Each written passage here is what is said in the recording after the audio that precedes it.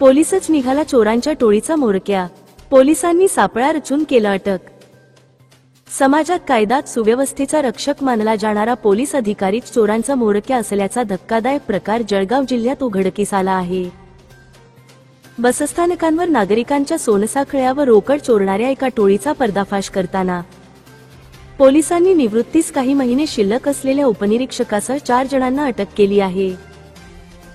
जालना येथील 57 वर्षीय पोलीस उपनिरीक्षक प्रल्हाद मांटे हा या टोळीचा मुख्य सूत्रधार असल्याचे उघड झाले असून तो थेट बसस्थानकांवर स्वतः हजर राहून चोरीत सहभाग घेत होता।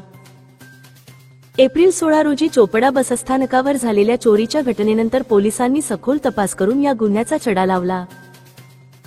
शेतकरी वसंत कोळी यांचे चोरीस गेलेल्या 35,000 रुपये व सोनसाखळीचा तपास करताना चोपडा पोलिसांनी धरणगाव रस्त्यावर पाठलाग करून 4 जणांना ताब्यात घेतले। त्यांच्या ताब्यातून एक 4चाकी वाहन MH43N2928 व चोरीची रक्कम हस्तगत करण्यात आली। या टोळीत प्रल्हाद मांटे याच्यासह श्रीकांत बघे, अंबादास साळगावकर आणि रौफ शेख यांचा समावेश आहे। विशेष म्हणजे अंबादास साळगावकर याच्यावर आधीच 27 गुन्हे दाखल असल्याचे समोर आले आहे। यावरून या टोळीची गुन्हेगारी पार्श्वभूमी स्पष्ट होते।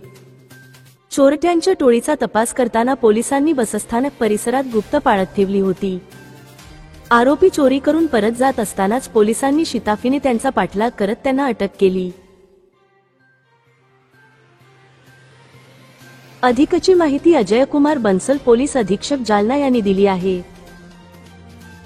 येथे FIR दाखल झाली आहे, ज्यामध्ये पिक पॉकेटिंग गँग पकडलेला आहे आणि त्यामध्ये एका जालना पोलिसाचा ग्रेड PSI प्रल्हाद मांटेला पण अटक करण्यात आलेली आहे।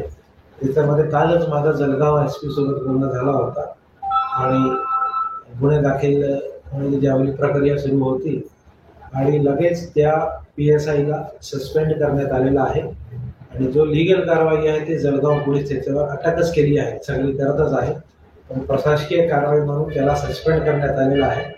1च महिन्यामध्ये त्याची रिटायरमेंट होती, पण तरीही त्यांनी जर असा प्रकार केला आहे तर त्याला त्याचा परिणाम 100% भोगावा लागेल। सर, काही पूर्वीचे काही गुन्हे काही लक्षात आलेत का तुमच्या? पूर्वीचे त्याच्यावर काही असा रेकॉर्डमध्ये गुन्हे नाही आहे आणि हा जो गँग पकडला आहे जळगावमध्ये 3-4 महिन्या अगोदर सदर बाजार पोलीस स्टेशनने तोच गँग आपल्या बस स्टँड मध्ये त्यावेळी भरपूर काही 1-1.5 महिना चोरी चालली होती, त्यावेळी सर्वात प्रथम सदर बाजार पोलिसांनी त्या गँगला पकडला होता आणि त्यामध्ये आपले 5-7 केसेस मला वाटते उघड आले। हे सदर बाजारलाच कार्यरत होते ना मांटे?